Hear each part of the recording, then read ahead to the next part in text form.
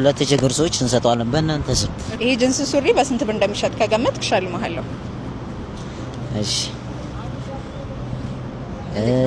ያምራል፣ በጣም ያምራል። ይሄ አንተ ትንሽ ይተልቅብሃል። 4300 አይደለም። አሁን አንተ ከጠራኸው ፕራይስ ዝቅ በል። የመጨረሻ አሁን እኮ ተወዷል። 3500 አሁንም ከጠራኸው ትንሽ ዝቅ በል። ከዚህ በታች 2500 አይደለም። ተቃርበሃል ግን ትንሽ አሁን የመጨረሻ ዝቅ በል። አረ በቃ ለምን አትሰጡኝም?